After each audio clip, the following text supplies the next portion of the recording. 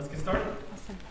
Nice to meet you. My name's Addie Fitzgerald. Sam Littman, representing Magnolia today. It's great to meet you, Addie. So we're really excited at the prospect of getting this deal done today. It does look like there's a few outstanding items after going over the red lines. I've kind of identified really four main buckets, I think, that encompass most of what we need to discuss today. So in no particular order, those are IP considerations, some monetary considerations, discussion regarding term, cancellation, and scope considerations, and then a discussion regarding the allocation of risk. Now, alongside those, I know there's a number of related issues, including a recent discussion between both of our parties regarding some broadcasting and live streaming rights. And then I did want to make sure that just covered everything that you were hoping to discuss today as well. Yeah, if I could actually add a particular order to some of those that you've mentioned. Yeah. I'd love to just start with to discuss with the upfront monetary contribution, specifically the expense contribution discussed in the contract, and then in some follow-up emails I think we've both been on regarding the broadcast rights. And then moving right along, I do think discussing the broadcast rights upfront kind of has cascading effects throughout the contract. And then talking about the revenue provisions, specifically those splits and royalties. And then moving on from there, I'm kind of fine with the order that you're comfortable with after that. If it's okay with you, I'd like to lead with the IP considerations. I think, we can knock that up pretty quickly. Sure, sounds good. So looking at the trademark license that's granted in the contract, our concern is that it's a little too broad, given that a number of the trademarks in our catalog, it's a pretty wide range in Exhibit A. A number of those just don't really have any relevance to the event that we're going to be putting on together. So what we'd like to see is just a call that we maybe schedule next week to go through the catalog. We don't need to do it right now. Go through the catalog and specifically identify the marks that y'all need access to better promote and market the event going forward. I think that's exactly what my client had in mind. I'm totally on board with that. Okay, perfect. Well, also on that note, I noticed that y'all had struck the royalty that we had included in there. So the royalty is a pretty standard business inclusion that we use anytime that our IP is profited on by a third party. It's pretty standard across most businesses, but for us in particular, that 5% is really standard. So we'd like to see that added back in some capacity. So is there a reasoning beyond it being standard that it's really important to your client? Yeah, absolutely. So in particular with the broadcasting considerations, we see that our mark is going to be, out in front of the masses. And so given that there's going to be hopefully significant profit on both sides, we'd like to see that the value is recognized on our end in terms of the use of our mark.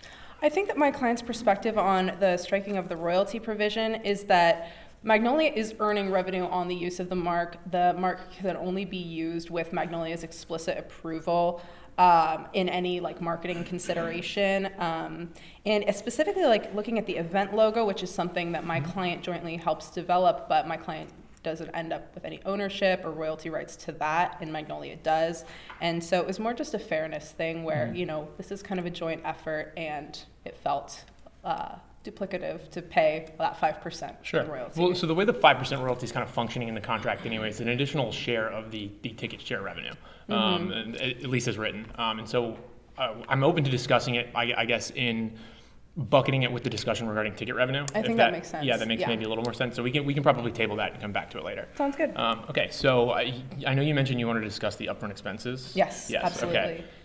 So I think if we turn to provision 4.1 in the contract, I just want to clear something up right there. 4.1 discusses adding a $100,000 upfront payment by Magnolia by June 1st of the year prior to the event that would be paid to my client.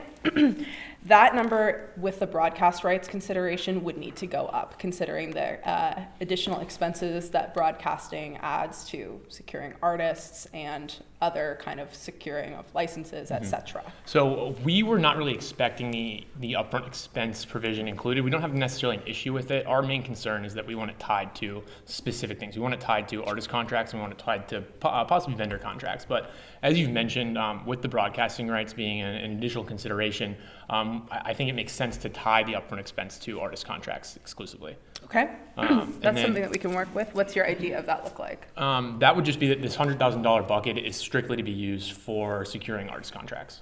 Okay, so could we do something like, well, and I want to clarify, it does need to be greater than $100,000 because this would not be exclusively tied to artist contracts. It would be tied to vendor contracts. As you mentioned, it would be tied to a lot of the different expenses. But my client's happy to provide documentation and some sort of security for your client that money is being used in a useful way. What about if we take, so the number that my client's looking at for this upfront cost at this moment is now $200,000. $200,000. So $200,000. I think $200,000 is a little high for us in the upfront expense coverage. What we had in mind instead in terms of additional compensation and for the broadcasting rights looks a little bit more like a flat fee for each completed broadcast per performance, or an additional share of the ticket revenue. Okay. Well, the ticket revenue is something that I'm also going to discuss later, so I want to just put a pin in that. But so you're looking at a flat fee, so $100,000 up front and an additional flat fee for the artists. Yeah, so it would be an additional flat fee per completed performance. Per completed performance is broadcast. Okay, so this would be following the event, This would be following the event, yes. So the upfront cost is what my client's really concerned about, not so much that back end, because what we're worried about is the guarantee of revenue, that my client's not having to take out additional lines of credit and that kind of thing.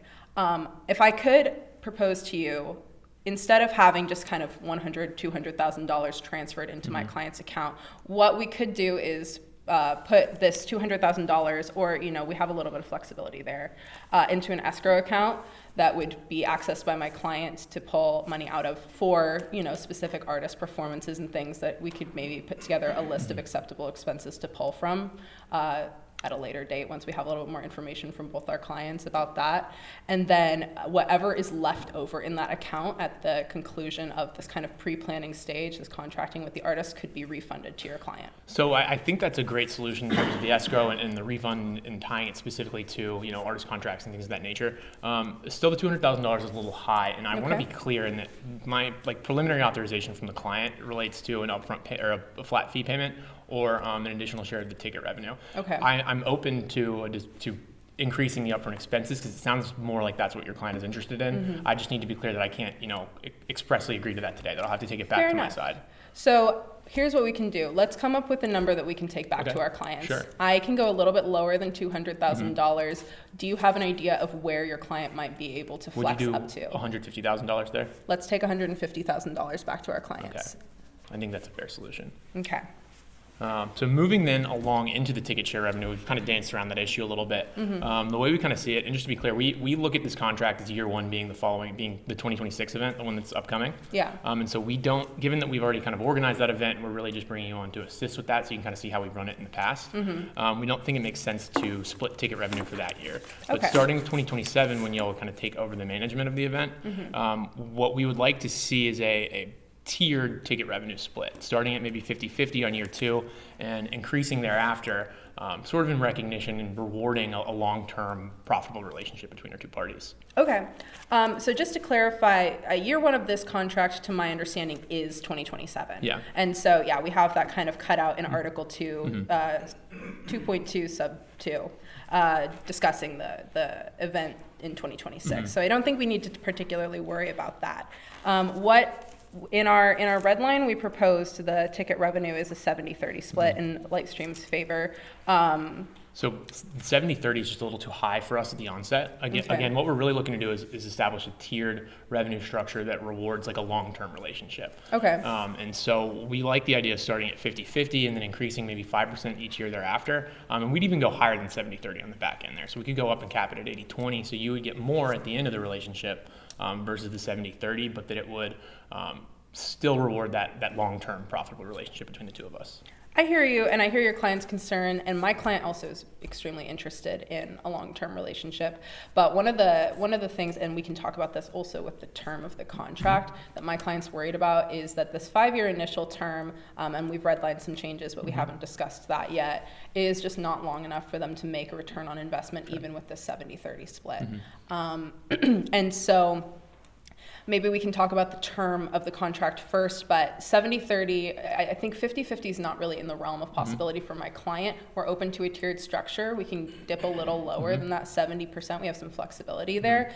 But again, to return to this broadcasting, what my client asked me to kind of discuss here today is that this revenue split is going to need to accommodate some of those additional broadcasting expenses, because what we've discussed with this upfront cost payment, that's exclusively to pay the additional cost of the artist agreements. That's not taking into account the additional costs of legal fees for negotiating these agreements, the licensing fees for the music that is, a provision in the contract. Lightstream has the, obligation to procure, the additional staffing for the filming. I know that was noted in some emails as well. And then potential waivers for the attendees that are, attending and being broadcast. So that the revenue from the ticketing would be hopefully kind of accommodating some of that additional cost. So Addie, given that we've already agreed to increasing the upfront, or agreeing to take back and increase upfront payment to our clients, we're not necessarily comfortable going too much further than that. I think what we could do, we put a pin in the royalty earlier, and the royalty does function basically as a purely as an additional share of the ticket revenue. Yeah. I think we'd be comfortable agreeing to your change to eliminate the royalty in exchange for your assistance with the broadcasting. And I should be clear that what we really need from y'all on the broadcasting end, aside from negotiating with the artists, which the upfront expense kind of recognizes, is just some staffing and logistical assistance during the event itself in terms of filming it. And that would be using our equipment, and we'd be handling the broadcast thereafter. But we would really just be needing like additional staffing on the ground. I understand that, but there's still additional fees on our end in association with the negotiating of the agreements with the artists and things like that. So what is a number? 50% is not functional for my client. What's a number that your client could be comfortable with? I could dip down to 65% on the split. You're talking about the ticket revenue? For ticket revenue, yes. So ticket revenue, we could start at 60-40, increasing 5% thereafter, ending at 80-20. Okay, 60-40 for the ticket revenue. I can take that back to my client. It's not something I can agree to today. That would be 5% increasing thereafter up to 80-20 per year. And then again, just returning to what you're looking for, the additional ticket split revenue for the broadcasting, I want to make sure we do have that kind of hammered out. So you mentioned these additional upfront costs and stuff as it relates to the artist contracts and things of that nature. Again, we feel that that's encompassed in the upfront expense payment, that we're kind of increasing beyond the 100K potentially. And so doing something in addition to that just doesn't make a ton of sense for us. Proposing agreeing to your change to remove the royalty, I think is more than fair. I think that makes sense on my end. I just want to clarify again that $150,000 up front, that's payments made directly to the artist for the additional cost of having them be broadcast. That's not something that would come to Magnolia or to Lightstream staff whatsoever. That's not encompassing our legal fees or anything associated with that. So, and then again, we've kind of agreed that leftover of that $150,000 or whatever that number comes to would be refunded to Magnolia. So that's not sunk cost for you guys. No, I understand completely. I just, again, in recognition of getting your staff compensated for the additional work they'll have to do for the broadcasting, we think that eliminating the royalty sort of encompasses that. Okay. I can take that back to my client, eliminating the royalty for the ticketing revenue. All right. So while we're on the subject of money, then I'd like to discuss the vendor revenue. Sure. So vendor revenue, again, as we kind of looked at it, and you correctly pointed out within the contract that it really starts year one at 2027. We just want to be clear that 2026 vendor revenue would remain all with us. Starting with 2027, what we really want to get out of the relationship with Lightstream is elevating the Spring at the Silos Festival to the next level. So we'd like to see additional growth, and we're trying to reward additional growth beyond what we can already manage ourselves. And so what we had envisioned is essentially that we would retain vendor revenue for vendor contracts that we procure ourselves, and that vendor contracts that y'all procure would go to you. Okay, so are we looking at 100% for each side, 100% for the vendors that you bring, and 100%? I think that really reflects the spirit of the red line that we provided to you. As you can see, I'm sure reading through a lot of the provisions that we added, we're just making things mutual, and to me that seems in the spirit of what my client is interested in, which is just a really mutual, fair agreement. So I can take that back to my client, and I feel pretty confident that that's something that we're going to be on the same page about. Now, where did you want to proceed next? I'm really interested to talk about the term of the contract. Okay, sure. So with the term of the contract, I know 5-year term is what was in there. 5-year term, we were comfortable with the length on that. The change that you guys added in about, it essentially functions as a unilateral renewal at your discretion. Our concern there is getting stuck into an agreement that's not really working for us long term. Okay. So what we'd like to see is that to be a mutual renewal. Okay. Mutual renewal is something that I could bring back to my client, but I think that what my client's concern is when it comes to the contract is that they don't want the contract to end at the 5-year mark because, as I've already stated, their return on investments just won't be recouped. So when we look at that renewal option, if it's mutual, I think that we need to add a provision in there that you can only terminate or choose to not renew the contract for good cause, and we can kind of litigate what that good cause might look like at a later date. The good cause issue, I think there's some enforceability concerns for good cause or for failure to meet best efforts, and that's a separate discussion I wanted to have regarding sort of cancellation. Yes. While we're on the subject of term, though, the mutual renewal is something we're really interested in. We are open to extending the initial term just to recognize the need for your client to achieve the return on investment that is easier to realize over a longer period. Okay. So something like maybe 6 or 7 years. Yeah, I think my client was thinking something more in the realm of 8 years. So how about 7 years? 7 years, I can take back. I don't have the Okay. authority to agree to that, but So 7 extending years. the initial term. Yeah, okay. Extending maybe to 7 years with the mutual renewal. I can take that back to my client as well. 7 years is a little longer than what we're looking for, but the mutual renewal is a little more important to us. I think. Okay, so extending that contract to the initial term to 7 years, and then with a mutual renewal at the end of that 7 years, subject to later discussed provisions. Okay. So we mentioned briefly the cancellation and just the mechanism for ending this contract either prior to the end of the term or at the end of the term. So what our primary concern here is the ambiguity that's in the contract as written. So right now it's basically tied to a failure to use best efforts essentially to carry out the services under the contract. Not only are there ambiguity issues, but there are enforceability issues under Texas law with that. And so what we really need to see are specific metrics-based determinations. And so what we had in mind were 3 different ones, and that would be a failure to procure a profit for 2027 thereafter, a failure to achieve at least 90% of the prior year's revenue, and a failure to procure a national touring artist. Okay. I think that, so read me that second one again. Failure to procure profit, failure to what? Failure to achieve at least 90% of the prior year's revenue. And then failure to procure a national touring artist. Yes. Okay. And for us, what we really are looking for there is just certainty as to what triggers, what could trigger the cancellation of this contract. I think these are good ideas. These are not things that I can agree to today on my client's behalf. Failure to procure profit is something that could definitely flow both ways between our clients, since both our clients are so heavily involved in the marketing.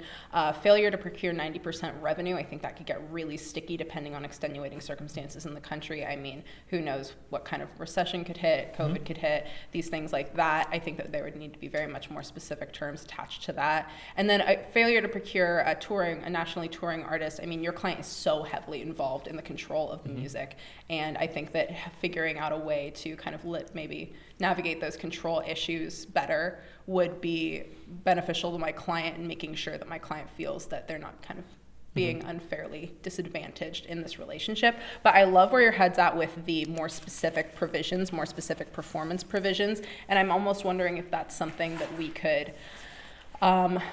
relitigate earlier in the contract than the 7-year renewal date, like have a kind of check-in point and figure out what those metrics look like for the following year after maybe 2 years of this artist or this festival, so that we know what the possibilities of this festival even look like. So maybe after the first, year 2027, after the 2027 event, we could revisit the contract and then establish some cancellation metrics from there. Is that what you're proposing? Yeah, I think that, the cancellation metrics, we could establish some general ones there once we know what the growth of the festival looks like, once we know how attractive the Magnolia brand is at that point when it's in conjunction with this Lightstream brand. Does that make sense? It does make sense, yeah. And again, what we're really looking for out of this relationship with Lightstream is that Lightstream helps elevate the Spring at the Silos Festival to the next level. We were envisioning that each one of these metrics would sort of encompass that failure to procure a profit, that's just a general financial concern. Failure to achieve at least 90% of the prior year revenue is basically just that we're not looking to retract year over year. We're not expecting some exponential growth, but we just don't want to be stuck in a contract that's not performing where we would like it to. And then the national touring artist, a big appeal to us with Lightstream is your involvement in the music industry, and we don't foresee that necessarily being an issue for y'all, but we do want to make sure that something is in there about the level of talent that we secure going forward. Understandable. I can take those back to my client and see what they say. I just want to, I can't agree on their behalf. I understand. For those things. Okay.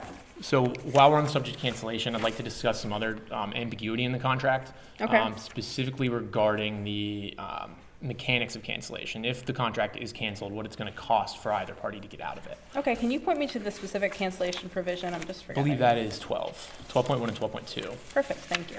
I'll give you a moment to get to it. Thanks. Yeah, so with the additions that y'all had made to 12.1 and 12.2, one of the additions on the end of Lightstream canceling is that we would cover the expense that Lightstream, if Lightstream cancels, they would only cover their expenses, not paying the liquidated damages to Magnolia, and if Magnolia cancels, we would cover the expenses and pay an additional $100,000. Our major concern with cancellation on our end is the uncertainty. So as written, it's essentially X plus $100,000, and it's that X that is our qualm. And so what we'd like to do is put a cap on liquidated damages, such that we don't have to agree on the number today. We can take it back to our clients. But what we need to see is some sort of certainty on what it's going to cost if one of these cancellation metrics that we agree on is triggered. Okay, so in the contract it says Magnolia will pay Lightstream liquidated damages in the amount of $100,000 in addition to the cost that Lightstream has already put into the event. Yeah. And so you're concerned about the cost that Lightstream has incurred. So risk will increase for either party as we get closer and closer to the event. And so we want the liquidated damage structure to account for that escalating risk with proximity to the event date. More importantly, though, what we want is some sort of cap so that we know what our theoretical limit is on what we'll have to pay in the event that the contract is terminated. Well, I actually think that risk is really accounted for if you flip back to the liquidated damages provision, which I believe is on 12. I apologize. I'm looking for the 6 months to cancel provision. Failure to perform, 3.2. That's where we are.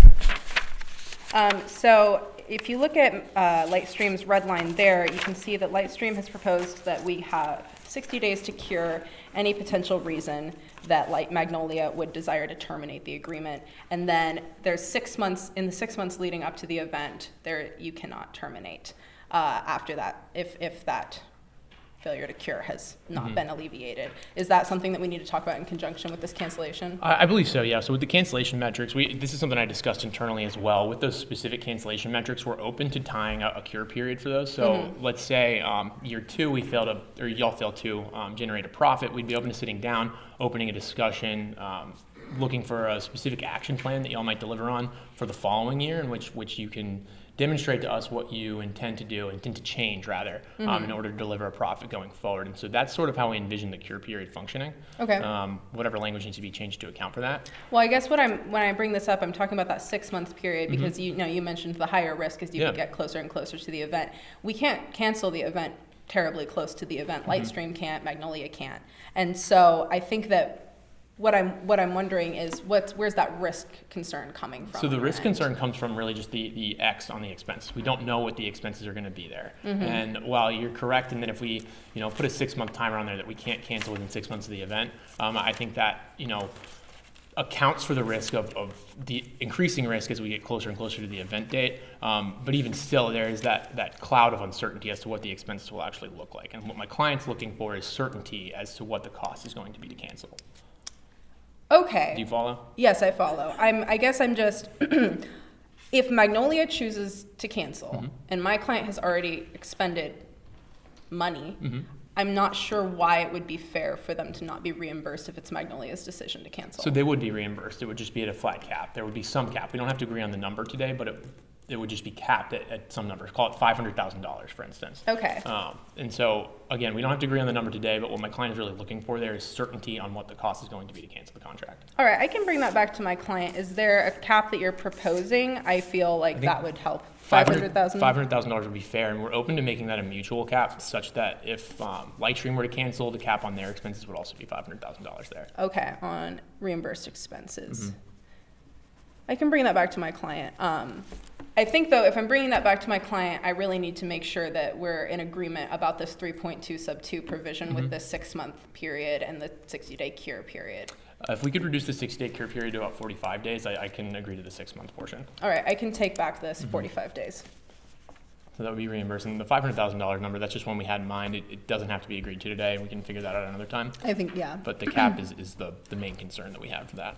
All right, I can take that back to my client. Now, while we're on the subject again of cancellation, we had one other concern with Mrs. Timmons. So Mrs. Timmons, the CEO, was a huge draw to us for engaging in these discussions. She, aside from just delivering stellar performance, represents a trust and a value that we find really consistent with what Magnolia is about. Magnolia is this lifestyle, family-focused brand, and Mrs. Timmons, we think, is really, really consistent with that. So we were hoping to keep the relationship with Mrs. Timmons.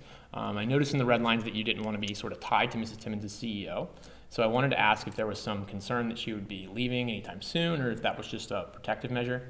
Well, I think that, Ms. Timmons is solidly in place. She's been with us for a long time, and we love the work that she does at Livestream. But, I mean, we can't really contract with you on behalf of an employee. That's employment law issues, And so, but it sounds like your main concern is that Ms. Timmons is representative of the brand that Magnolia represents. Am I correct in understanding That's that? 100% correct. Okay. So if there's some way that we can negotiate some other option here where you still feel like our company is in really safe hands brand-wise for you, what if we developed a second point of contact? We go through kind of those higher-ranking people in our company, people that should Ms. Timmons have to step away for a family emergency or something, that unknown at this time, you feel familiar with and comfortable with, so that's the person who's heading up this type of event in that event. For us, it's more about the face and identity of Lightstream, and that being consistent with the face and identity of Magnolia, with Chip and Joanna. Okay. And so within that context, we recognize that it's a big ask to expect for Mrs. Timmons to be there for whatever the term is, the entirety. And so what we prefer, feel more comfortable with, is sort of a trial period with whomever would take over for her as CEO. Okay. And so if we could add that as one of these potential cancellation metrics in which, we'll agree under the terms of the contract to work with the new CEO through the following event after her departure, and then we can revisit at the end. We're confident that whoever takes over from Mrs. Timmons will deliver an equal performance and will be consistent with her identity, but it's a protection that would make us feel a lot more comfortable. Okay, so how about a 12-month probationary period with the person who takes over from Ms. Timmons should she need to leave, and then revisiting the contract following that? Exactly right. That's all right. Perfect.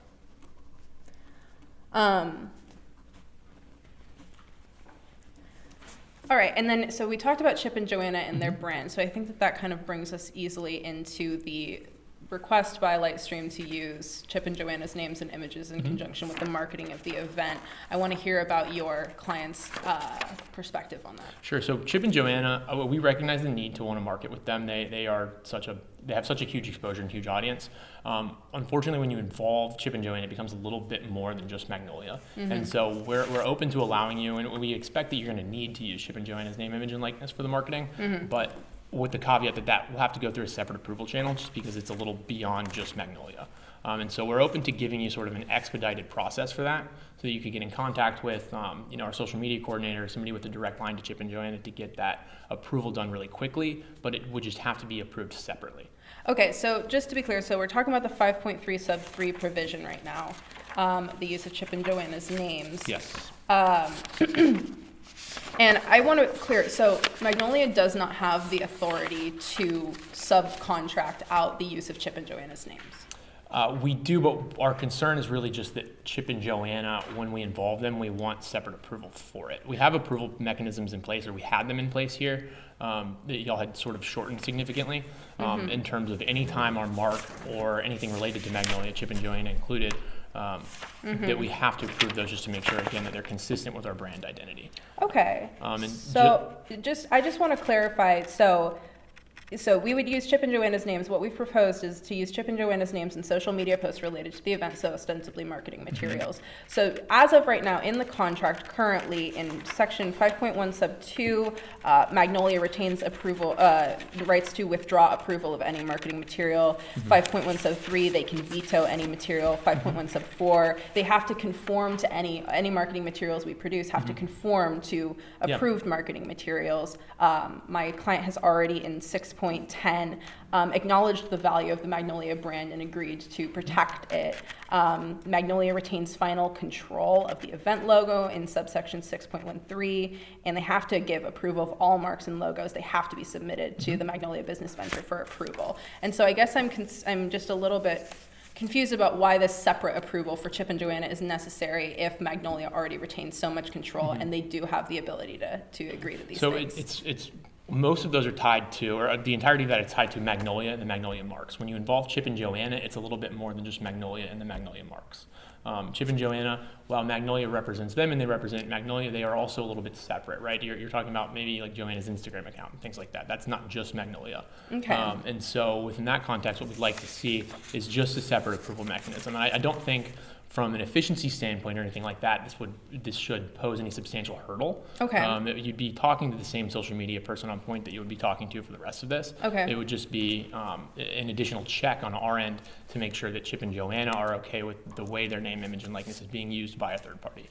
Okay, well, what about, to add even more efficiency to this, I can take this back to my client, but what if we also figured out some approved images of Chip and Joanna to use in conjunction with this so that we just have Absolutely. that already? Yeah, absolutely. Okay. I think this is a good segue too into a broader discussion about the use of our marks in terms of social media and marketing. Okay. I like the idea of pre-approved images, pre-approved marketing materials using Chip and Joanna, using our marks. I like that. I like that would be a separate conversation. Mm-hmm. So I think we could do that, and I think we had initially wanted 30 days for approvals. I think 3 days is a little too short for us. I think if we could meet somewhere in the middle, about 15 days for approvals on that material, particularly given that we're going to be on a really set cadence with when this festival is going to be. Every year, we'll know that there's a certain number of expected posts the month prior. We could sort of get things in the work ahead of time. We would also have pre-approved materials as well. So if we could expand the final approval from 3 maybe to 15 days, I think all of that in conjunction with this pre-approved marketing materials and things like that, I think that would be a good solution. Okay, I like where your head's at, especially with this idea of the pre-approved materials. Maybe we could schedule a meeting really early in the process where we just kind of put together a slew of pre-approved Absolutely. materials. Yeah. And then for anything outside of that, I could take this 15-day number back to my client. I think that might be a little bit longer than they're comfortable with, but I think we're getting somewhere with that. Yeah, that would be a fantastic follow-up call to the trademark licensing call as well. Okay. Okay. Now, looking at the approval periods are on the subject, we wanted to have a discussion about 3.5, the approval periods for artists and vendors. Again, a big concern of ours is identity and consistency. And so to use an extreme example, we don't want to see Lightstream secure a national touring artist, but that national touring artist be a death metal band, right? And so that we don't foresee that being an issue, but it's an additional check that we'd like to see. So again, we were looking for a 30-day final approval on that. Y'all had changed it to 3 days. 3 days is a little short for us. We recognize that 30 days might be a bit of an issue. Are you talking about 3.5, the event agreements? I think that we actually asked that there's no approval by Magnolia at all. Okay, so again, we would like some sort of approval on that, particularly on the identity side. Okay. So we are open to giving you a preliminary approval so long as we know who you're trying to engage with. Yeah, my client foresaw this as a bit of an issue. This is quite a strike.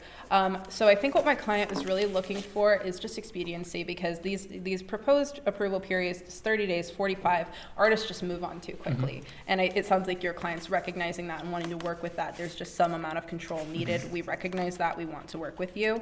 So I think what my client was thinking could be either like a criteria of the sort of artist that conforms with your brand, that if the artist that we were bringing in meets that criteria, maybe they've never released an explicit album, maybe there's a certain genre of music that they represent, they wouldn't need to go through this approval process, and it could just be an auto approval. And then any artist that falls outside the scope of that would be somebody that we would submit to approval for your team for a shorter period of time. I think that's agreeable. Yeah, I think that's agreeable for sure. And that could apply to both vendors and artists, just for simplicity's sake. Yeah. One of the other things we were looking for is some level of involvement in the contractual negotiations, specifically as we've discussed with the broadcasting. On the artist side, there's going to have to be some language regarding broadcasting, rebroadcasting, delayed broadcasting, and I think clips and highlights. Yeah. And so making sure that level of language is included in the contract is important to us, and it should be important to you all as well.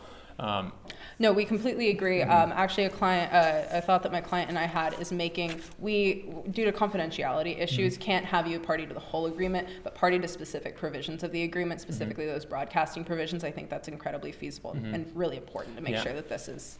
So confidentiality, you're saying that we wouldn't be privy to the contracts for artists that are performing at Spring of the Silos? We could give you a list of the contracts. We could give you kind of a general overview, but some of the information contained within the contracts is confidential and kind of an internal. Do you have an example of what sort of information? I feel like it would be. What sort of information in those contracts would be confidential on what would we not be able to see? Just sort of like trade secrets kind of stuff. My client this is my client's concern, is just making sure that we don't reveal too much, because part of what my client's business is establishing these really strong relationships with these clients so that they can secure these big touring artists, and an aspect of that is the contract provisions. I think as long as there is, as long as the liability remains on Lightstream as it relates to these contract issues with artists and stuff, that's our concern, right? If we can't see the entire contract, it would be, I think, unreasonable for us to be potentially liable for anything in that contract. Fair enough. And we have that event insurance, which should hopefully cover a lot of the liability issues there. So I think that's fair enough. So some level of involvement, particularly as it relates to making sure that broadcasting language is in there, I think that's acceptable. I think that, and I think that actually something that my client was interested in is working with your team directly and potentially having your team draft that broadcasting language, since your team is much more familiar with that aspect of the contract. Yeah, that's a good idea. Okay. I appreciate that. Now, we mentioned liability here. We would like to discuss a little bit about the liability and risk allocation in the contract. Absolutely. I believe that was Article 9. I think you're correct. Yeah. So looking at Article 9, we noticed you struck pretty much most of it. I think in large part some of this is going to need to come back into the contract, but what we're looking for really is a more realistic and balanced approach for both parties. I think logically just having liability follow control. So whatever you're in control of, we mentioned the contracts for artists and stuff like that. Equipment that y'all own or lease, things like that, liability would remain with y'all, but liability would remain with us for specific things that are under our control.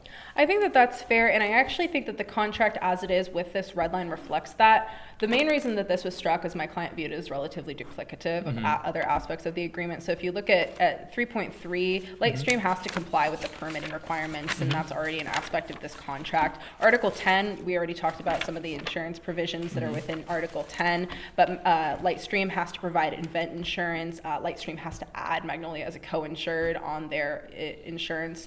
And so I think that a lot of this is just kind of duplicative of those other provisions of the contract. Yeah, so I understand wanting to remove redundancies from the contract, but for us, we'd feel a lot more comfortable with just the level of certainty as to where the liability lies, right? Otherwise, we end up in a situation where if there are issues where we're adding additional litigation costs just to decide who has to deal with the injury-related litigation. Okay, so what it sounds like would be productive is putting a pin in this and taking it back to our clients and maybe having a future meeting set to discuss what aspects of the liability people are comfortable taking on. Yeah. Okay. While we're here then, too, I'd like to discuss the indemnity provision, Yes. Article 11. We're okay with the mutuality language, but in sort of in the same vein as the cancellation, liquidated damages stuff, we'd like to put a cap on indemnity. We're open to it being a mutual cap as well. Okay. And I think just for consistency's sake, it might make sense to have the indemnification cap follow whatever the liquidated damages cap that we come up with is. Okay. So again, we don't have to agree on a number today, and the mutual language in the indemnity is fine. Okay. But we just want some sort of cap and certainty on the cost of this contract for us. Okay, I can take that back to my client. I really don't have an idea of what that indemnity cap would look like at this juncture, so I think that's fine. And just for an idea, like we said, just for consistency, it might follow the liquidated damages cap, but it doesn't have to. Okay. Later discussion would be That fine sounds with that. acceptable. And then something that I wanted to touch on when we were talking about Chip and Joanna Gaines that we kind of moved on to other aspects was the TV appearance clause in the contract. I think that would be a smart thing to talk about because we are running a tiny bit short on time. Absolutely. So with that language, I don't necessarily have a direct issue with that. We don't want to add affirmative obligations to Chip or Joanna. Yeah. So long as it's understood that airing a rerun on the Magnolia Network would satisfy that provision, I think we're comfortable with it. We don't foresee Chip and Joanna sort of stepping out of the limelight or deleting their Instagram accounts or anything like that. But what we do want what we don't want is for them to be obligated to release, a new season of Fixer Upper every single year and having the contract be sort of dependent on that. Yeah, I think what my client and I had discussed was coming up with some kind of definition of what a qualifying media appearance could be, just because my client's main concern with Chip and Joanna and their appearance on television is making sure that this event is getting the publication that it needs, and making sure that, and that's directly connected to revenue, which impacts both of our clients. And so just making sure that Chip and Joanna are involved in the promotion of the event in some way, or at least their association with Magnolia is out there. And so just coming up with language that kind of qualifies what a qualifying media appearance could be, because also in realistic terms, people aren't really watching network television anymore, and something like appearing on a podcast could be a lot more valuable for the brand than another season of Fixer Upper. So I think that just developing language about that could be really strong. Yeah, that's a great point. We could definitely do something like that. Maybe just as an idea, I can't agree to this right now, but maybe a guaranteed social media post per event cycle from Chip and Joanna explicitly promoting the event. I think that's something that we could get them on board with. And we would just ask that you get a covenant to contract with them to produce something like that. Sure. Okay. Speaking of covenants to contract, 15.9, the joint venture language that you guys added in. Yeah. So we definitely appreciate the addition that you made there. What we'd like to see is to make it just a little more robust, enhancing it in two ways. First, adding the language to the fullest extent permissible by law, with that red line language that you had added in. And the purpose of that is just to make sure that there's no additional fiduciary duties that are implied onto us outside of what we're intending in this contract. And then beyond that, adding an additional mutual covenant that, with both parties essentially agreeing to not hold the other to the rights or obligations of a joint venture or partnership other than is included in this contract. Okay. I think that sort of captures the spirit of the addition that y'all made, but just makes it a little stronger. All right, if that is what your client is comfortable with, it sounds like it reflects my client's priorities around that as well. So I will bring that back to them, but I don't see there being a huge issue with that. All right, so I think that the only thing left, and we kind of touched on this a little bit, and it looks like we have about 5 minutes left, so I think that we should be able to at least get some questions out about this, is I had a question about the deletion provisions in 4.3, now that we have this kind of broadcast intermingled with the language of this contract, because 4.3 kind of articulates that both Magnolia and Lightstream would delete any marks associated with this agreement at the expiration or termination of the agreement. And I guess I'm just kind of wondering how we should kind of rephrase this language in the light of the fact that it's going to be broadcast and could be subject to reruns and things like that. Do you mind, so 4.3, I don't have... Oh, 14.3. 14.3, okay. 14.3 sub 2. Yeah. Okay, 14.3 sub 2. So with the broadcasting rights would be mutual here, and so I think if we just included something that expressly excludes carve broadcasting rights out of this language, I think that would be sufficient. Okay, let's just carve out broadcasting rights here. Particularly on the rebroadcasting side, I think that logically makes sense. And then with the broadcasting rights, I'm not too sure about the licenses and things that would be incorporated with this, but Lightstream would ask that Magnolia just clarify that any royalties that need to be paid for artists for rebroadcasting this program would be held by Magnolia exclusively, and Lightstream would not be subject to that. To the royalties based on that? So the royalties would be baked into the artist contracts that y'all agree to? Would they not, in terms of broadcasting? Well, you guys are writing the language for the broadcasting. But you said we're not necessarily parties to that contract. We're not even seeing the entirety of the contract. I think that you would be parties to the broadcast agreement exclusively portion of the contract. But we wouldn't be able to see the rest of the contract. The rest of the contract would be exclusive to the event. I struggle to see how... I think we may have to put a pin in this and discuss this later, because I think it might end up in a more broad discussion. I just struggle to see how we would be party to or obligated under a contract that we can't see the entirety of. Okay. You had mentioned that a number of the things in the contract would be confidential, trade secrets, et cetera, and that we would not be able to see those. But what about a redacted contract with the trade secrets redacted out? Again, I would be concerned that we would be obligated to certain things in that contract that we would not be actually aware of the language on. So you're saying that Magnolia would not be comfortable paying the royalties for the broadcast it does on its own network? So that's not what I'm saying. What I'm saying instead is that in the contract that would obligate us to do that, we would not be aware of the entirety of the language, given what you told me earlier about confidentiality for it. So for Magnolia to be comfortable, I would need to get my client to agree to full... Let us see the entirety of the contract, yes. I can take that back to my client. Yeah. Okay. All right, it looks like we're really short on time, so I'm just going to do a brief run-through of what we've covered. Please stop me if I'm getting anything wrong. Before you go down the rundown, I just want to make sure, did we miss anything? Because I'd like to make sure we know what we still need to cover going forward. I think that we covered everything I think so too. that my client really highlighted as key. Same here, I just wanted to make sure. Okay, perfect. So it looks like for this upfront expense, we're going to take this $150,000 number back to our clients, and that'll be in an escrow account, the amount left over in the escrow account to be refunded, 60-40 ticket revenue split to begin with 5% added each year. Magnolia would draft some of that contract language surrounding the broadcast rights. And then we have this 5-year mutual renewal, or sorry, I apologize. We actually decided on a 7-year term of the contract with a mutual renewal at that point with a provision to add good cause, some kind of language about that. And then we talked about eliminating the royalties. And then we went through the failure to perform. We're going to take some of those specific provisions back to the client. And then a cap on liquidated damages. The TV appearance, we could talk about the qualified media appearance. And then pre-approved marketing materials. And then we'll call to discuss the trademarks aspect, talk about liability allocation at a future meeting, and then use of Chip and Joanna's names with approved images. And I think that that is where we need The to. last one, I think the discussion about the preliminary period for CEO in lieu of Mrs. Teddy. Yes, absolutely. All right. I think that covers it. Perfect. Addie, it was great working with you today. Thank you. Nice to talk with you. Yeah. Excited to work with you in the future.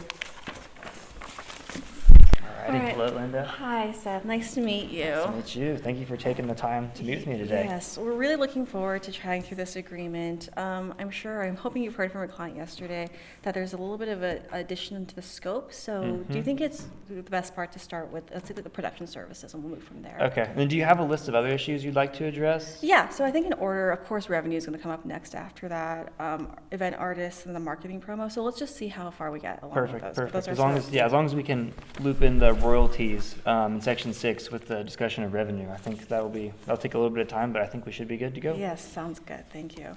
So for production services, I think our suggestion is that under section 3.1C, there's already language about the technical production and live streaming. So from our perspective, we'll just slightly tweak it and clarify. So in conjunction with that live streaming, they'll also be filming and logistics for the broadcast. Just to be clear, the Magnolia Network will be providing that recording, editing, and distributing part. So that's just the language that we'd like to clarify and edit under C. Okay, correct, Yeah. yes. And then I think from my communications with my clients, Lightstream will also be providing additional event staff to help facilitate with the broadcasting efforts? Sure. Okay. So we'll add that into our return red line to you for that on-site technical staff section.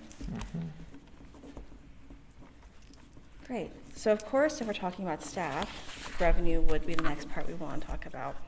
So we just see that in this original red line that we've gotten back, you had completely slashed that royalty payment you mentioned before, and you had changed that 50-50 split to 70-30 in Lightstream's favor.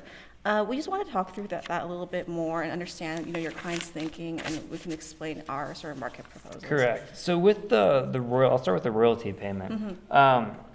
It's a little confusing. My client's a little bit confused because my client's required to promote and advertise this event, and my client will have to use Magnolia's trademarks to promote and advertise the event. So then requiring Lightstream to pay a royalty fee to carry out its obligations under the contract kind of cuts against the grain of the bargain. And we don't really think that aligns with the long-term goals of this contract, with it being a mutually beneficial relationship that hopefully will grow over time.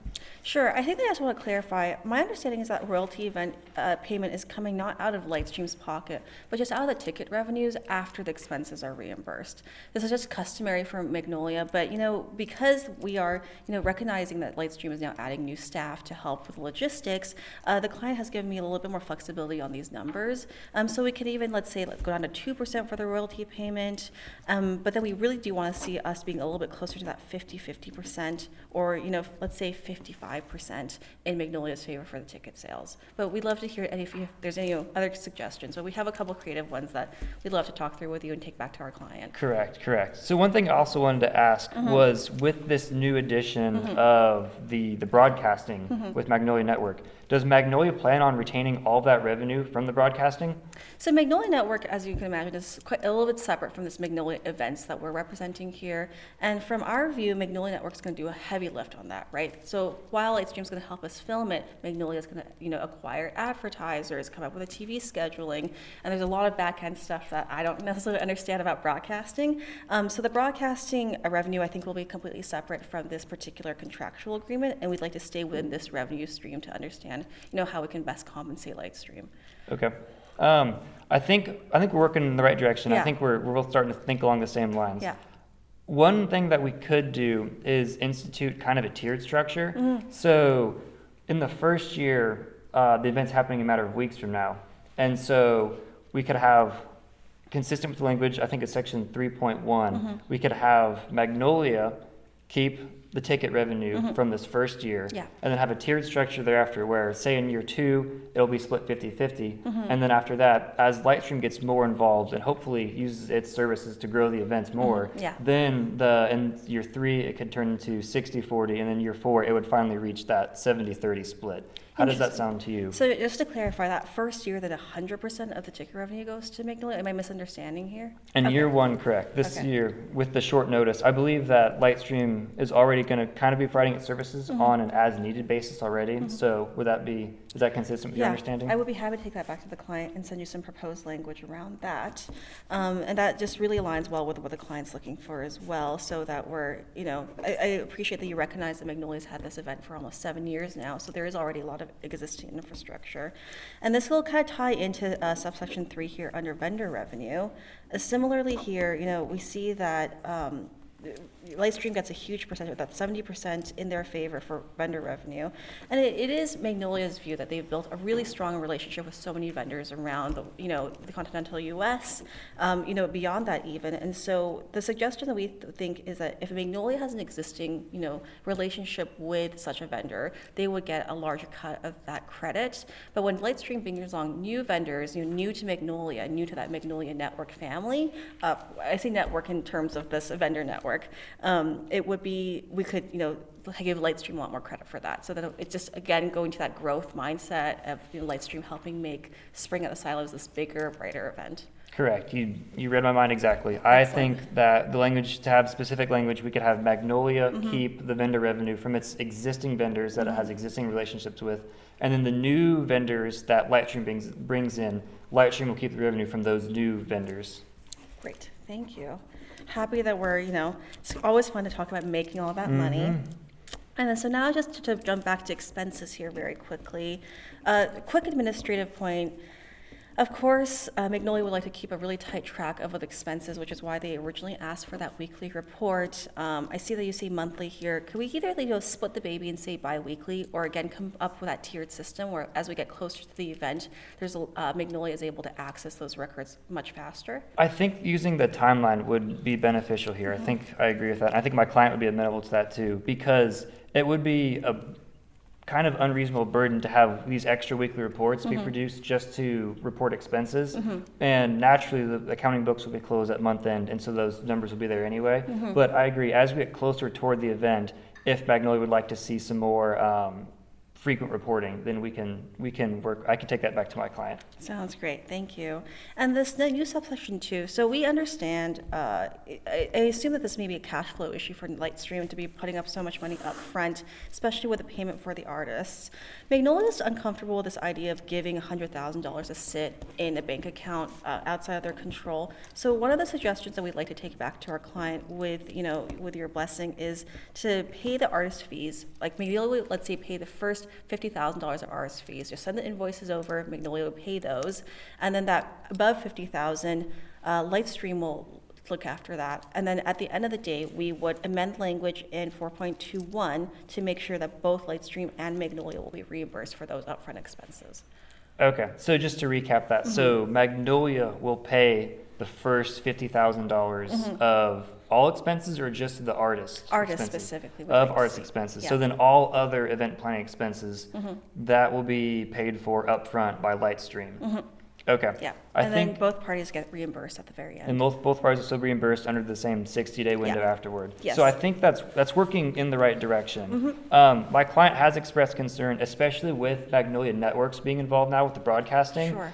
artists are going to be demanding more, which is great that Yeah. Magnolia is willing to help on that one. Yeah. But there's also going to be additional upfront costs in the festival will be bigger and will require more effort, more expenses.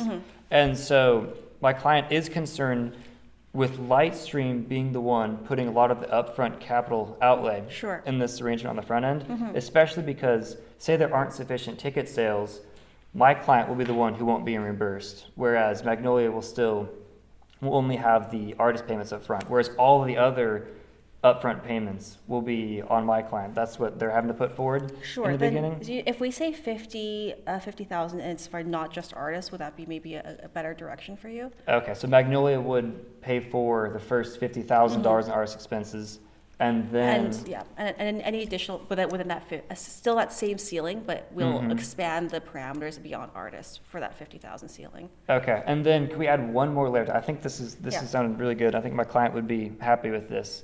Can we add one more layer to where Magnolia pays the first $50,000, and then Lightstream will pay the next $50,000, and then after that point, Lightstream can submit large expenses to Magnolia to be reimbursed on a case-by-case basis. That way, Lightstream's still paying for those expenses up front, but to keep it from becoming overly burdensome and becoming $100,000 in expenses, large expenses, say over $10,000. Lightstream could submit a reimbursement request to Magnolia up front for those ones.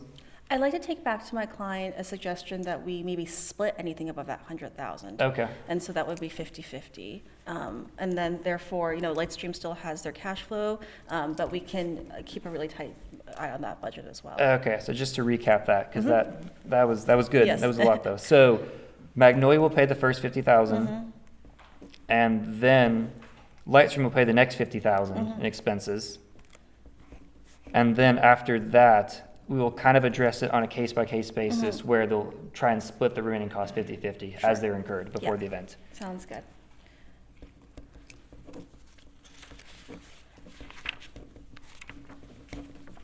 Great.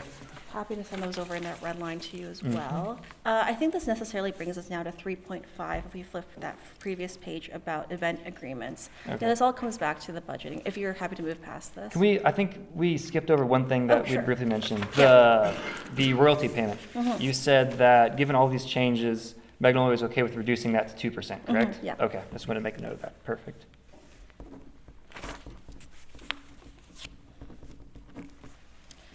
So under 3.5, we just noticed that you slashed a lot of the language regarding, Magnolia's ability to review and approve these event agreements.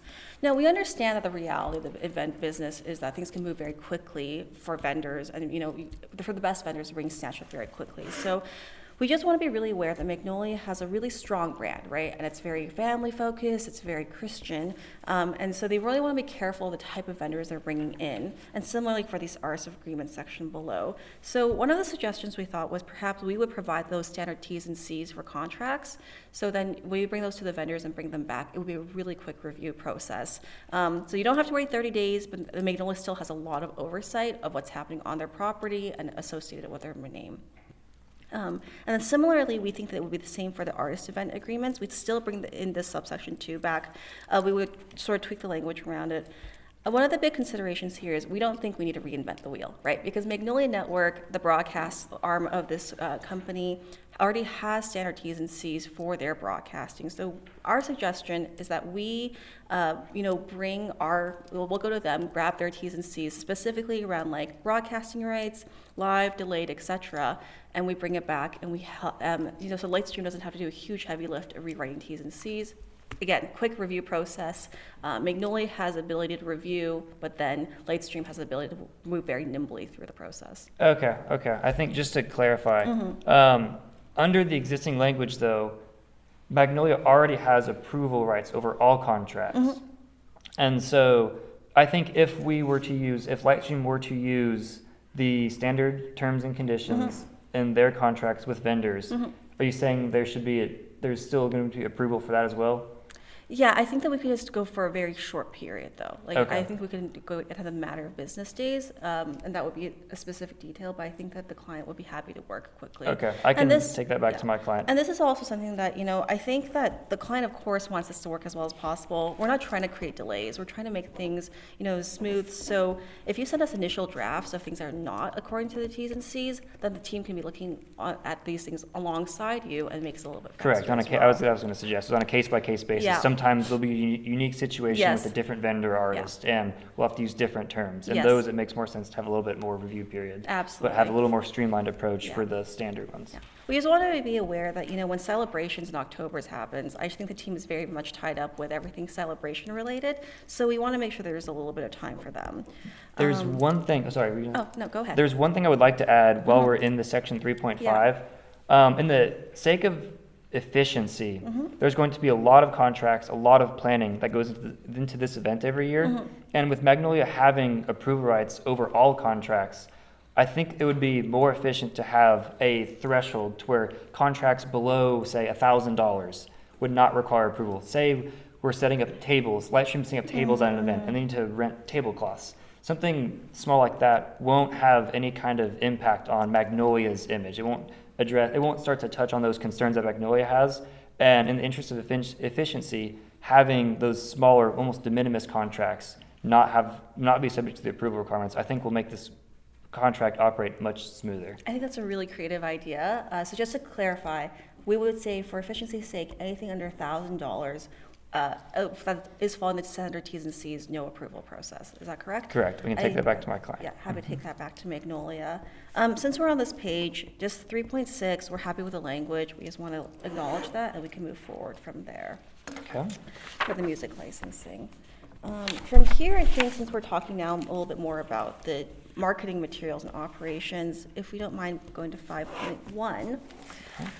So again, this is just a timing issue. We understand, like 30 days may have seemed long, but 3 days, a long weekend is 3 days. That's far too short for the client. It means that they would essentially not be able to approve things in a very rational manner.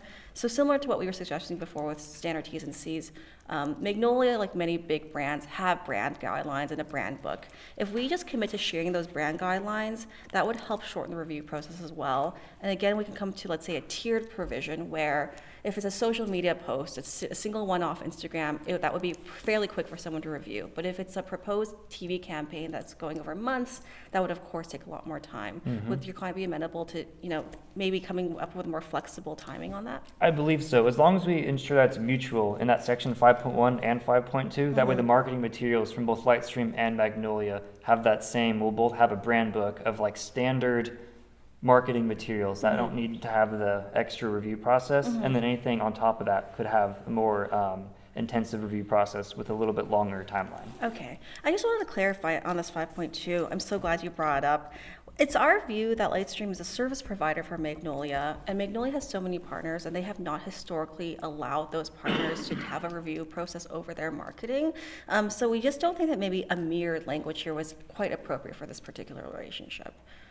Would you be able to consider if they, again, Lightstream shared their brand guidelines, Magnolia would be able to just follow that very quickly, but negate that review process entirely? I think so. I think we're Yeah. thinking along the same lines here. Yeah. I think what I would propose that we could take back to our clients would be for Lightstream's review of Magnolia's marketing materials created under the section 5.2.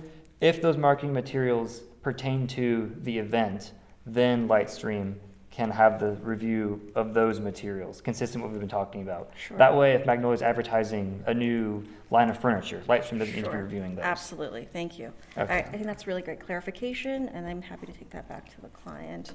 And since we're talking about that, I think that 6.1, the Magnolia trademarks, is sort of a natural next step here. We see that there's a huge expansion on what we originally proposed. So as you might be aware, this would be the Magnolia mark that the client previously proposed. That's just the basic Magnolia word mark. Now, when I look at the schedule, you're asking for a ton, right? There's TV Feels Like Home, Time Well Spent, Juniper and Crew, which is a children's clothing line, and demo days. So we're just not sure, and we're certainly not in the business of giving out such, so much sub-licensing to a partner that doesn't need that much. Correct. So in the original contract, the one trademark that was listed is actually limited to that International Class 16, which is just print materials. Sure. And so for Lightstream to be able to advertise, it's going to need more than just print materials. And so just having print materials wouldn't have been sufficient. I think you're correct that having the entire portfolio, MBV trademarks, might not be necessary. So what I would propose is to meet in the middle. I could go back to my client, have them prepare a list of Magnolia trademarks in the applicable categories that they would need to produce their marketing materials. And then on top of that, if there's anything additional they need, have those be approved, have a sub-license for those be approved on a case-by-case basis. I think that making sure we're looking at those core marks, my client would I would be happy to bring that back to the client. And then, of course, case by case, we can see. But as long as we're really focusing on that Magnolia mark in particular. Correct. Sorry to jump around a little bit here, but next, I think we'd like to talk a little bit about this new term that was added under 3.23 regarding Chip and Joanna. Okay. So, when we look at that trademark portfolio, Chip and Joanna don't show up anywhere there. So do you mind just explaining why you've added this new section here, and we can sort of talk it through? Yes, so Chip and Joanna Gaines have a lot of name brand recognition. Even though Magnolia has started to develop its own independent recognition, Chip and Joanna Gaines appearing on TV definitely creates a lot of consumer demand that is directly associated with Magnolia. And so my client was concerned that if Chip and Joanna Gaines disappear from the picture, then the demand for Magnolia's events could also decline.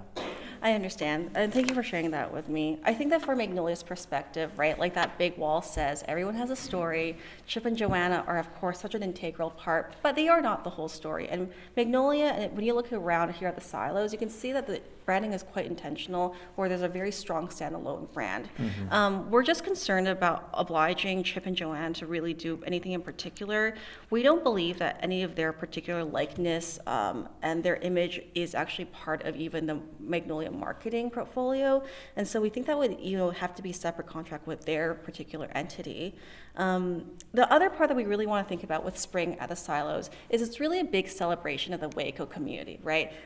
It's not Chip and Joanna who are performing, it's these artists that we want to see headline, and we really want to see that focus really remain on the Silos and Waco and Magnolia. So we just don't think that this section, nor that later section about their name and likeness, is necessarily appropriate.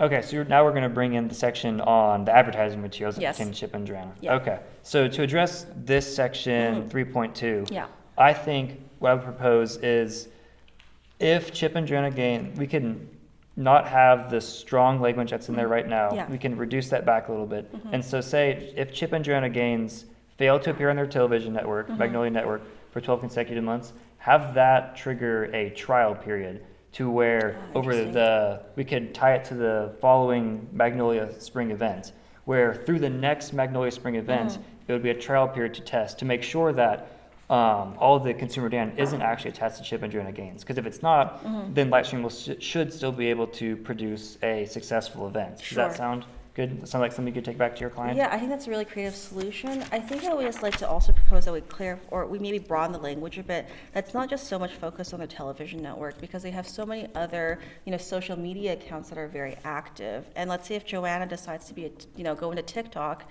we think that we should be able to get credit for that as well. I think my client would be amenable to that. I think that sounds very reasonable. All right, excellent. Since we're talking about the community and the Magnolia family, would you mind if we go to Article 7 regarding the non-compete and non-solicitation? Can we go back to the other aspect with Chip and Joanna Gaines on the Sure. marketing materials? Sure.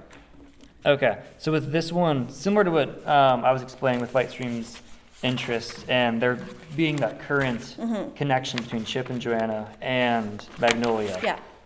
What I would propose is having, say, a 2-year trial period where Lightstream can use Chip and Joanna Gaines' name, image, and likeness in their marketing materials. And then after that, as they move forward, if the separation between Chip and Joanna Gaines and Magnolia continues to grow, then after that, Lightstream could only use Chip and Joanna Gaines' name, image, and likeness on a case-by-case basis, subject to their approval. Would it be possible if we instead take back to our clients that Chip and Joanna will repost occasional things regarding to this particular event? So they still have control over their likeness. We just don't want to give that particular ability out when we think that they should be able to control it themselves. I think that's a happy medium I Yeah. can take back to my client. That way they would still have some interaction with Magnolia and with the event Yeah. and with Lightstreams. And just to clarify, that would be Chip and Joanna reposting Lightstream's marketing materials and Magnolia's marketing materials about the Spring at the Silos event. Yes, Okay, perfect. I think that's something we could take back to the client. Yes, I'll take that back to my client. Sounds good. Great, thank you.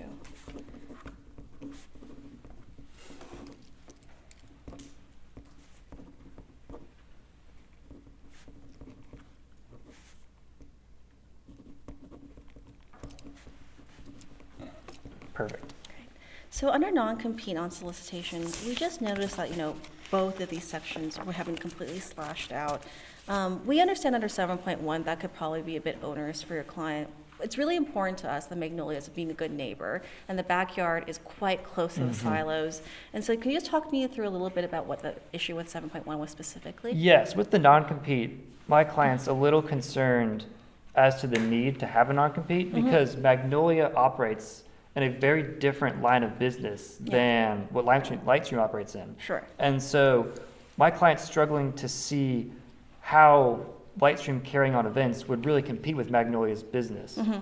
We understand. I think that the main concern here for Magnolia is specifically about music festivals, right? When I was getting coffee at the press the other day, and some of the staff they were talking about how the Silos is sort of like Disneyland for HGTV fans, and people travel all over, and we expect people to travel all over the United States to be able to attend a music festival as well. But we are also recognizing that the backyard does host musical events regularly, and so what we think that we'd like to just push it back to is just musical festivals in particular. So when an artist comes through on tour at the backyard, that would not necessarily fall under that provision. We still want to be very protective of the month of March when Spring at the Silos happens, and of course the continental U.S. where we expect people to fly in all the way from. So just to clarify, we'd like to limit Lightstream's ability to advertise or to host another music festival during the month of a festival, not just an artist, during the month of March in the continental U.S. Anywhere in the United States, Lightstream can't host any events anywhere in the United States for the Well, entire month of March. where let's say Magnolia and its affiliates are. Okay. Okay, so I think we're working in the right direction here. Yeah. I think what I could take back to my client would be, I believe in the contract it specified that the Spring at the Silos event always happens during the last 2 weeks of March every year. I think it shifts, but yeah, I think sometime in the time of March. So I think if we could narrow it down to just that 2-week period, then and have it be in the location of Waco, and we could even say within a 20-mile radius surrounding Waco, Texas. I think we could maybe come down to that 2-week period, but that Waco location is just a little bit too small because once again, we expect people to travel from other states as well. So we do want to keep a strong hold on that continental United States part. Sorry, I was just to say, another creative idea here is that, the Silos is a very family-friendly daytime event. Usually it doesn't open very, particularly late. But we do notice that the backyard is open to 2 a.m. regularly. So we could even add in some language here where the backyard is able to, host after parties as part of the Silos. Like, I'm a parent. When I finally get a babysitter, I am not coming home for quite a long time. So I think that would be a really great time for us to be able to say that you'll come out to the Spring of the Silos and in conjunction, go to the backyard afterwards and enjoy that. And we would be able to see how this non-compete can really still benefit both parties, but then we're, being friendly neighbors to each other. Okay, I think I understand what you're saying. That makes sense, but that would still contradict Lightstream not being able to host events in the continental United States. Are you saying do away with the continental United States restriction? We still want to hold firm on that musical festival and continental United States part, but individual artists on tour we would be fine with. Okay, I think that's a distinction that I just want to be very clear on. Okay, I think that makes sense, and I think I understand what you're saying. Yeah. So one revision we can make to that, and then take back to our clients, which I think would work, would be Lightstream operates in other cities outside of Waco. Sure. So have Lightstream not host any events at the backyard for this period, and then Lightstream's other locations. I'm just struggling to see how the demand for events for music. There's music festivals hosted every weekend all across the entire country. Sure. And so that's a given this year, that's a given last year. Magnolia's already been able to host successful Spring at the Silos events with those music festivals. Sure.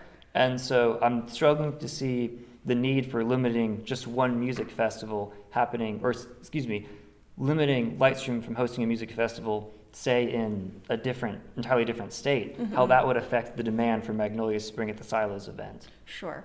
All right, I think that you have, that's a really good point there. So again, I just think that Texas and Waco is too small of an area. Could we maybe come down to southern United States and then go from there? I think if we did the state of Texas, I could bring that back to my client for just that 2-week period. I think that's something I could take back to my client and see if he would be okay with. Okay, I will bring that back. So let's just clarify, that's the state of Texas for the 2-week period, and the Lightstream in the backyard will not host any music festivals during that time. That's correct?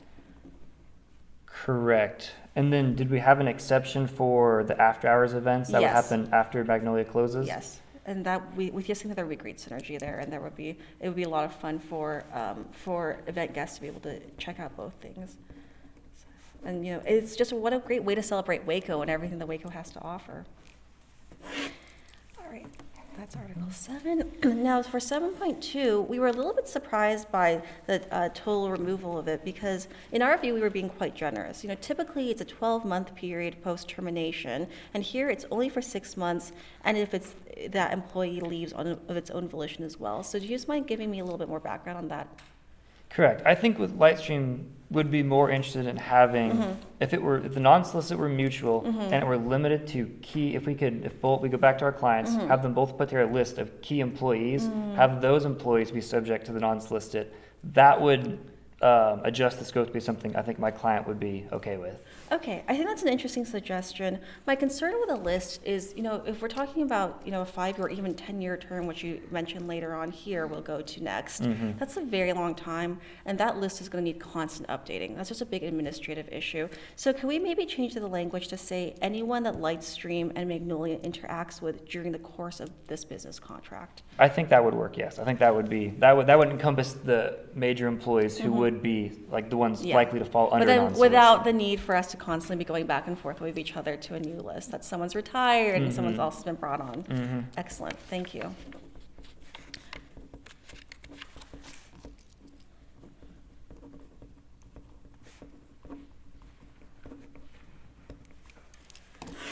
All right, shall we go to term since this is now? I think so. Yes. So we see here under term, Lightstream's essentially written in an amendment that gives Lightstream the sole discretion to turn this from a 5-year term to a 10-year term. As you can imagine for the client, that's a pretty big concern because we really want to see mutual agreement here. Can you just speak to a little bit more about why particular this unilateral discretion? I think you said it right there in asking that question is the mutual agreement. I think both parties are really excited about this deal. There's a lot of momentum behind it. And they're both really interested in growing this business relationship. And so the goal for adding this provision was to try and incorporate some form of continuity to make sure the contract continues on to the next ones. So if Magnolia is not okay with this unilateral approval, I propose that we build in some kind of performance metrics. So let's say that as long as the Spring at the Silos event is profitable for 4 of the 5 years of the term, then that would trigger the obligation, a mutual renewal option, and we can include language that would not to be unreasonably withheld. Is that something you could take back to your clients? I think that's really interesting. I just wanted to be clarified here that, Magnolia has successfully held Spring at the Silos, and it's been profitable for many years. So when we're talking about setting those KPIs, I think those KPIs should be linked directly to, improvements beyond the numbers that Spring at the Silos has already historically seen. But I would be able to be happy to bring that sort of mutual language back to the client. So it would be mutual contingent on KPIs based on Magnolia's prior performance or of this event. Correct. Mutual contingent on meeting the KPIs in 4 of the 5 years. Yeah. And then if those KPIs are met in 4 of the 5 years, then it would be not to be unreasonably withheld to renew the contract. Interesting. Okay. I think if we're talking about KPIs, just very quickly to jump to the next page. When we talk about the 3.2 quality of services, looking at that language again about, highest level of care, best practices, if we're incorporating KPIs to terms, we just really want to make sure that we would update this particular language to incorporate those new KPIs that our clients will be giving us. I think that logically follows, yes, the discussion we're having. I think my client would be okay with incorporating those. Excellent. All right. That's just a quick little markup, so we'll be able to do that here. And then that section 3.2 with the KPIs flows right into the following section, the little Romanet 2. Yes. With the failure to meet the KPIs. I want to get your thoughts on that provision because that was one my client had expressed an interest in addressing. Absolutely. So we see that Lightstream wants to have 60 days of receipt. We understand from both Magnolia and Lightstream's perspective, giving Lightstream an opportunity to cure is very important. However, our biggest concern is just the reality of the timeline towards an event. So, 10 months, 12 months in advance of the event, 60 days is fine. I think that would give us a lot of time to work through it. But when we're getting to that 4-month or 2-month time point, then suddenly we're looking at a very short time to cure. Heck, that event could be tomorrow, and then you still have 60 days to cure. We just don't think it logically tracks. And what we'd like to propose is, again, a sort of tiered option, and I could bring this out. I could write this out proposed for you in an email after. Okay. What we're sort of thinking about taking back to our client is, from that 10 to 12 month mark, that's 60 days, from 6 to, let's say, 10, that's 40, and then we just drop that down as we get closer. So 4 to 6 months, 20, 2 to 4 months, 15, and then it just gets shorter and shorter. But that way we still can give the client, we can get Lightstream and chops to cure, but if things are looking really bad, Magnolia has a really quick ability to be able to go in and fix anything that needs to be fixed. Correct. I think that does underscore, again, both parties' interest in having successful events every year. And it makes sense as we approach the event each year that the communication will have to be faster. Yes. And I think my client would be okay with having a shorter cure period as we approach, just as long as there is a cure period. Because the original contract had pretty much unilateral termination. Yeah. And so we if can we're building in understand this that. cure period, then I think that would be great. Excellent. Take it back to my Thank you. client. Because we recognize that Lightstream isn't working on springtime of the silos full tilt from the following March all the way the year around. So thank you for that. We just want to talk a little bit about some of these date of provisions, like the Article 9 security damages and liability on page 17. So again, we see a lot of this has been removed in this red line, and we want to be really clear that from Magnolia's perspective, Lightstream will be bringing on vendors, essentially like friendly strangers onto the premises of the silos. And the silos is the home to not only the market and the event, but there's so many other businesses attached to it. So if something happens on the premises, for example, a brick is loose and someone trips over a paver, that necessarily seems to be Magnolia's responsibility, and our client would be happy with that. But when you're bringing on lots of expensive camera equipment, you're bringing on a lot of new personnel. There could be an electrical fire. We're just very worried about that type of liability. One of the things I was thinking about was, I think I saw a video of a drone falling out of the sky. If we're doing broadcasting, a drone, hits one of our guests on the head, we would be pretty concerned about that, and we would not necessarily see that being Magnolia's responsibility. So what we would like to see is we bring this all back in. And of course, we could amend the language, but our sense of it is that in the standard Magnolia's T's and C's, there's already similarly that third-party liability requirement for the vendors, and so we could really reallocate and make sure that everyone is still very responsible for what their own liabilities are. I think so. I think my client would be amenable to that as well, because logically, the party who has control over what's going on would bear the risk of that because they're in the best position, they're best suited to mitigate that risk. Yeah. And so Magnolia with all the premises stuff and Lightstream with its own employees and event staff. I think if we can reincorporate language to ensure that the liability follows control, then I think that would be good. I can take it back to our clients. Excellent. Happy to take that back as well. In our last couple of minutes here, do you mind if I just go very quickly through Article 12 cancellation? I think that's a very key one, and then we can do a quick wrap up. Yes, all right.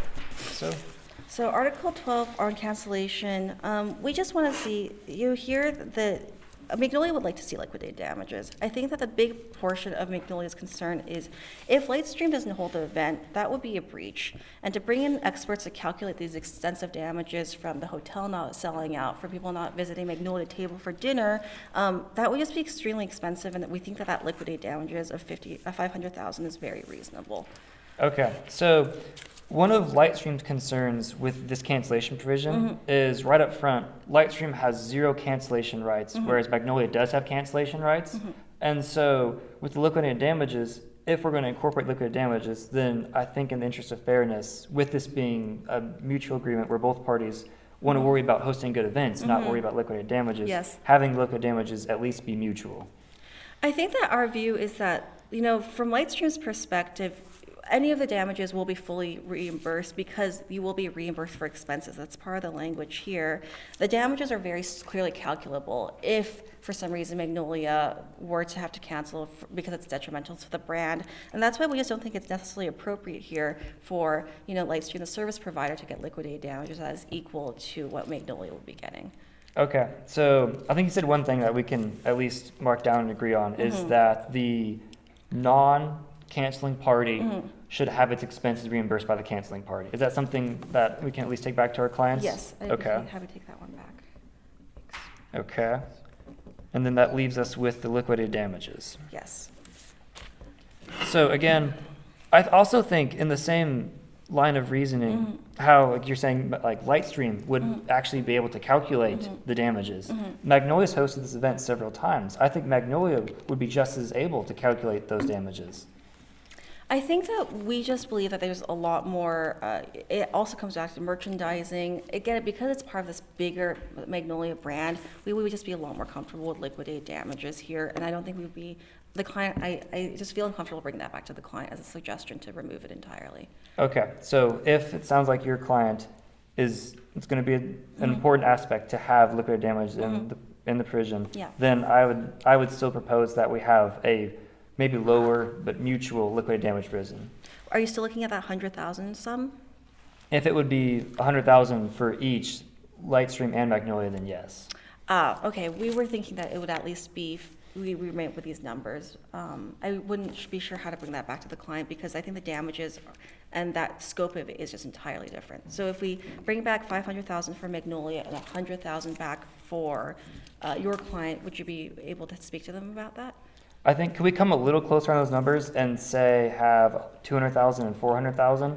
I hear your concerns and Magnolia's concerns that Magnolia has been having sent for years in the past, but to have such a wide disparity in liquidated damages, I think is not entirely consistent with what we've been talking about and like the goals for this overall contract. Okay. So if we could take back maybe numbers that are a little bit closer together, say 200,000 and 400,000. Sure, let's do the 200,000, 400,000, and I'll speak to our client about that. Okay. And since we're already here, on the next page, when we're talking about the waiver of consequential damages, just as what I was saying, it's really hard and expensive to calculate Magnolia's damages. So Magnolia would not feel comfortable with an entire waiver of the consequential damages. For your party, I assume that there is some similar reasoning there. Correct. At this point, we would suggest perhaps we just strike this clause entirely. Strike it and and so keep we it. can have the common law right to get our consequential damages. Correct. Keep it mutual. I think I could take that back to my client. Excellent, thank you. All right. And then I think we're starting to run short on time. Would you like to? We've covered a lot of ground. This has been really good. Yes, all right, yes. I will go through my recap, and please chime in if there's anything I need to correct Alrighty. on our red line side. So starting with Article 3.1C, those production services, we're just going to see a slight change to Section C. We're going to acknowledge there's going to be a little bit more staff, and we're going to add to that scope of the broadcasting and filming. Correct.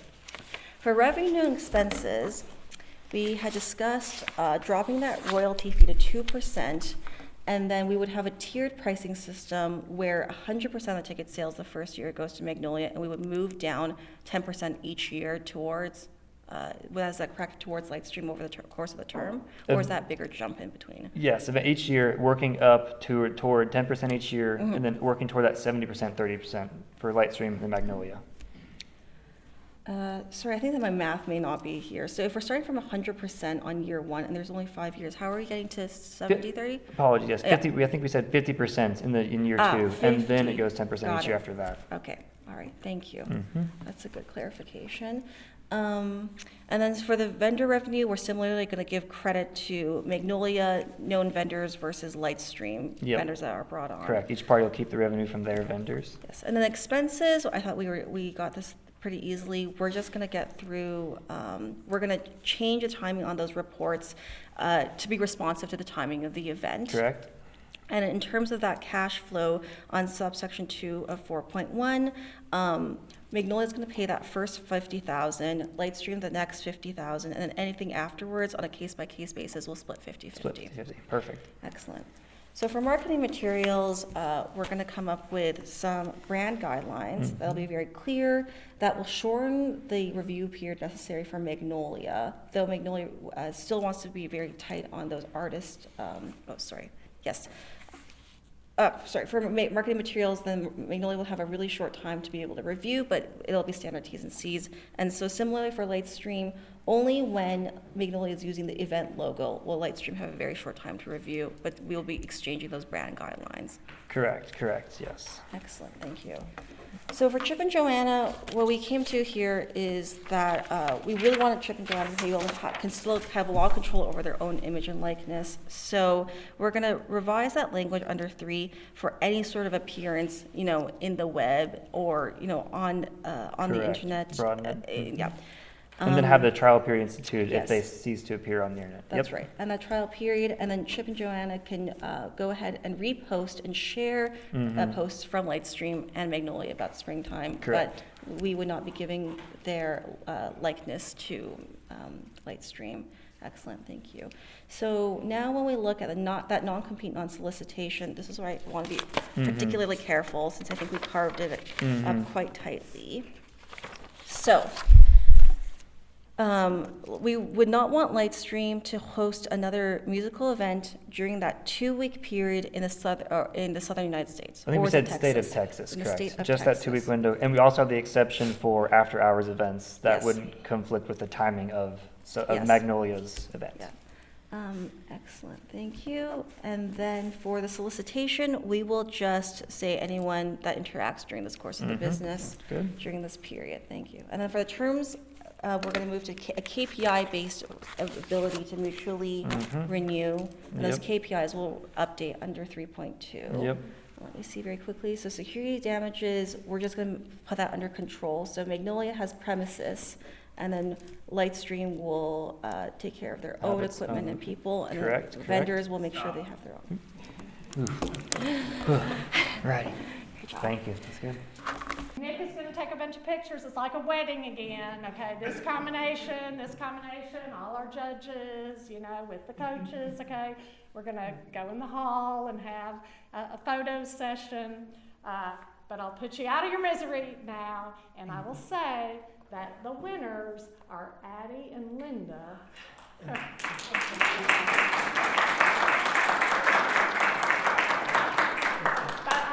I also want to congratulate Seth and Sam. I mean, I was so impressed. Those were amazing final rounds. They're so proud of Baylor to have been a part of facilitating that demonstration.